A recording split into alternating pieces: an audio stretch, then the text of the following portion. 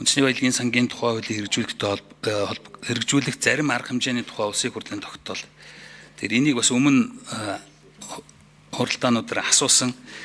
Миний ойлгож байгаа бол энэ бас төсөвт бол нэг шууд нөлөө багтай юм байна гэж ойлгосон. Тэгэхээр энэ удаад энийг хойшлуулчвал яасан юм бэ? Яг гэвэл энэ доторх заалтууд нь ер нь одоо их л олон юм холцсон юм дүр зургууд харагдаад байна л да. Өмнөх гэрээнүүдээс олдтой юм нь болохоор ил тод нээлттэй одоо явуулна гэсэн юм байна. Тэгэхээр энэ одоо танилцуулгаас харахаар том дүнтэй л одоо биржийн арилжаа хийж байгаа юм байна гэж ойлгосон. Тэгэхээр үн баг байгаа үед одоо ийм том дүнгээр одоо гэрээ хийн гэдэг бол одоо бас л яг л оптик гэрээтэй адилхан ийм л агуулга орж ирж байгаа. Тэгэхээр ялангуяа зах зээлийн үн ийм баг үед нэгдүгээр хүн орж ирэх үгүй юу? Хоёрдугаар бидний хувьд бол ийм ашигтай байх үгүй юу? Уул нь илүү зах зээлийн үн өндөр байх үед одоо жишээлбэл ийм урт хугацааны үнээд одоо докторжуулах ийм гэрээ хийвэл илүү зүгээр үүдэг. Тэгэхээр баг үед нь ингэж хийхин оронд багийн шаардлагатай санхүүжилттэй юу хямд үнэтэй зээлийн санхүүжилтээр энэ мөнгөө босгоод тэндээс одоо нүүрсний борлуулалтаас орж ирэх орлогуудаараа буцаад энийгээ төлөөд явсан илүү энэ одоо жишээлбэл энэ зорилтод нийцэх юм шиг ингээ харагдаад байна л да. Тэгэхээр энэ дээр бас дээр нь эрчим хүчний нүүрснийхээ асуудлуудыг бас яг ерөнхийдөө ингээд юмуудыг холиод бичсэн. Тэгэхээр биржийн арилжаа гэдэг чинь бол спот маягтай өөрөлдвөл богино хугацааны зах зээлийн нөхцөл байдал тааруулдаг ийм арилжааг ийм том дүнтэй хэд хэдэн удаагийн 1 тэрбум долларын 3-5 удаагийн ийм арилжаа хийнэ гэсэн танилцуулга. Энэ тэгэхээр биржийн арилжаа гэдэг хэлбэртэй боловч яг бодит мөн чанар нь бол ийм оптик гэрээ болохоор байна. Тэгээд хямд үед бас үнэ хямдхан өгөх ийм асуудал үүсэх гэдэг. Дээр нь тээвэрлэлтэй холбоотой, уурхайтай холбоотой асуудлыг нь одоо энэ хөрөнгө оруулагч санал тавина гэдэг.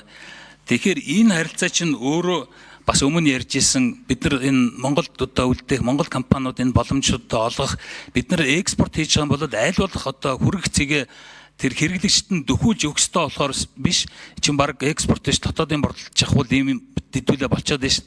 Тэгэхээр энэ баялаг бий болгоно гэдэг чинь тэр хүргэх цэгийг аль болохоор эцсийн хэрэглэгчтэй хүргэж илүү үнцэн бий болгодог. Тэгэхээр энэ бол яг мөн чанар нь гэрээнүүд нь хоорондоо танилцуулгууд нь хоорондоо зөрчилдөд байгаа учраас илүү сайжруулад дахиад оруулж ирээч гэсэн ийм зүгээр санал байна. Энэ дээр ямар бодолтой юм?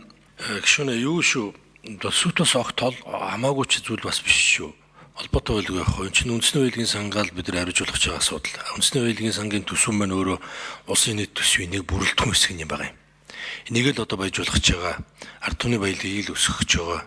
Одоо байгаа энэ боломжуудаа хэдхэн жилийн одоо бид нар цонх үедээ яралтаа одоо бид нар хөндөж чадаагүй байгаа хэсгээ эргэлтэнд оруулъя гэж байгаа.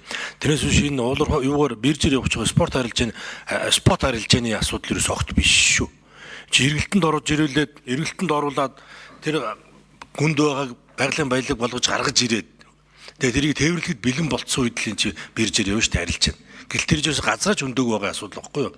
Тийм учраас бүхэлд нь энийг эргэлтэнд оруулах асуудал энэ дүнэлт төр юугаар тогтоолоор яригдж байгаа асуудал юм шүү. За уулуурхайн явныхан байжуулна үстэй тийм ээ. За бид бол одоо яг ийм зорилгоор одоо энэ саналыг дэмжиж энэ тогтоол бол зайлшгүй одоо хугацаа алдахгүй одоо 26 оны төсөвтөр оруулж ирэх ёстой юм байна гэд. Ингээд одоо энэ жил маш цомхон дөрвөн асуудал дагж байгаа. Тэрний одоо нэг нь байгаа. Маш чухал дөрвөн асуудал гэж харж байгаа. Ерөөсөө топ дөрвөн асуудлаад оруулж ирж байгаа. Тэрнээс бол ер нь 40 асуудал ирдэ шүү дээ. Энийг дагуулж оруулж өгөөч гэдэг. За гишүүний асуултанд нэмж тайлбар өгье. Хажуултар эрдэнэ баялагын амуулахын бодлогын газрын дарга нэмжсэр.